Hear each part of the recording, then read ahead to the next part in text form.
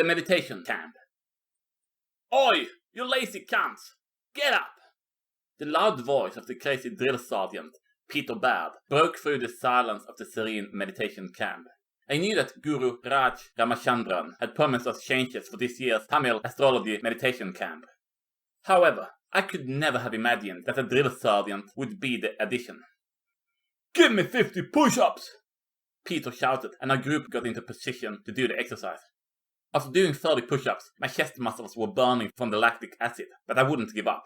I had travelled to this camp to find inner peace, and I wouldn't let Peter's taunts ruin that peace. That's acceptable, Gowtham.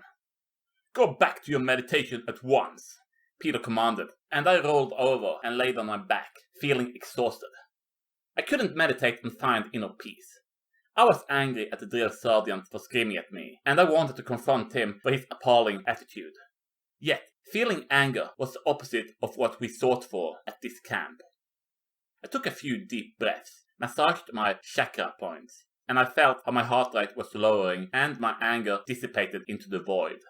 Once again, there was peace and tranquility in my mind.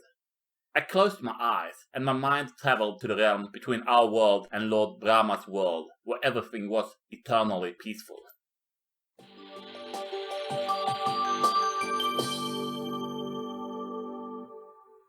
I was very impressed by your press-ups. I wish I could control my body like yours. I took my attention away from my vegetarian meal, and looked at the source of the voice. It was a beautiful Tamil woman that I had seen when I joined the camp, just a week earlier. I had tried hard to get her off my mind. I was here to find inner peace, not to have lustful thoughts.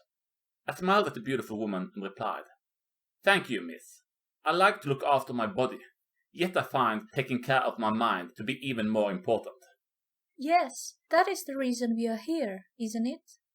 Yet I feel that something is missing in my life. The woman revealed, That is why I came here, to find what is missing in my life. I hope that Guru Raj will show me the way, I admitted. Yes, so do I. My name is Alagu. What is your name? Alagu replied. I am Gowtham. Nice to meet you, I replied. Thank you. I need to return to my mat and do some breathing exercises. I'll see you later. Alagu said, smiled, and left my table. My eyes followed Alagu as he walked away. I smiled when I thought about her sweet little dimples, her sparkling eyes, and her beautiful smile. The week I had spent at this camp had been miserable so far, but our short conversation had filled me with hope about better days ahead.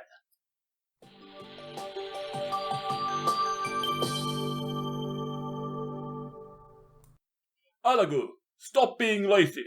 I will stand there until you finish your push-ups, and I will add 5 push-ups for every break you take. Peter scorned Alagu in front of the group. My heart raced and my blood was boiling. I couldn't take it anymore. I could live with Peter being a dickhead to me, but he couldn't treat the sweet and gentle Alagu like that. I got up and shouted, Hey, leave her alone. Peter gave me an evil stare and replied, What did you say, vermin? I said, Leave her alone, dickhead, or I'll belt you, I replied. Peter flexed his muscles and walked towards me. He was a towering man, made of raw muscle. He would beat me into a pulp if it came to violence. Yet, I wouldn't back down. Fear was the mind killer, and I no longer feared physical pain. Say that to my face, I dare you, Peter roared. Leave her alone, or I'll kick your ass, you American piece of shit, I exclaimed. Hearing this, Peter stared angrily at me, and the tension was vibrating through the entire camp. Would there be a punch-up at Guru Raj's meditation camp?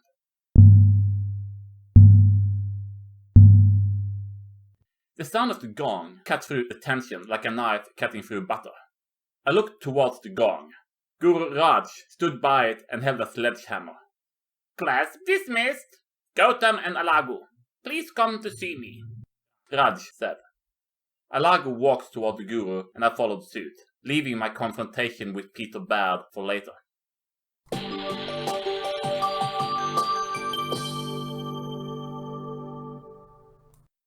We were in Raj's office at the meditation camp, and I felt a mix of shame and anger.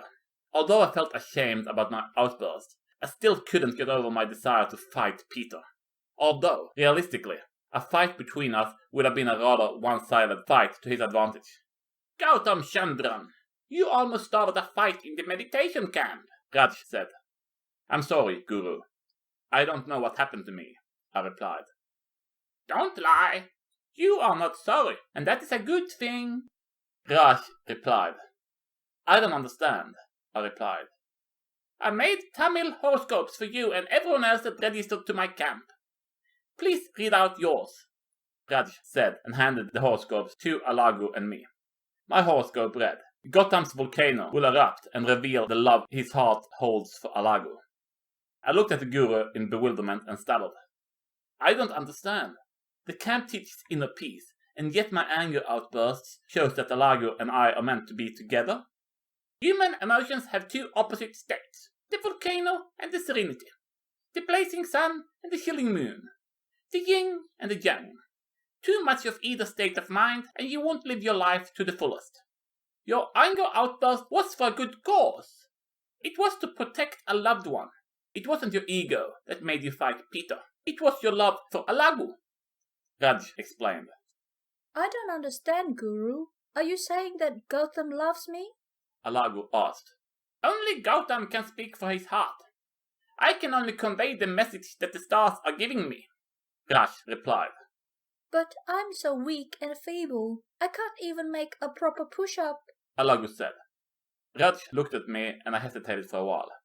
I shook off my fear. I had almost fought the behemoth that is Peter. I could muster the courage to tell Alagu how I felt. You are perfect, just the way you are, I said. I'm so happy to hear that, Alagu said and hugged me.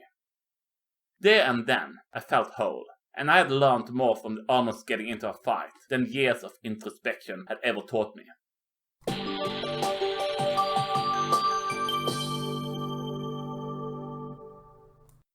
It is interesting how people can have low self-esteem for no apparent reason. Your grandmother Alagu suffered from crippling anxiety due to her physical weakness, despite being both beautiful and smart. I am happy that Guru Raj did a Tamil astrology horoscope for me and Alagu. Otherwise, life would have taken us on another path, and none of you would have existed. I said to all 15 of my sweet little grandchildren, who were sitting obediently in front of a cozy fireplace. As sad as I am that Alagu's physical weakness ended her life before mine, I am happy knowing that we lived a full life together. I am certain that we will meet each other again in the afterlife one day.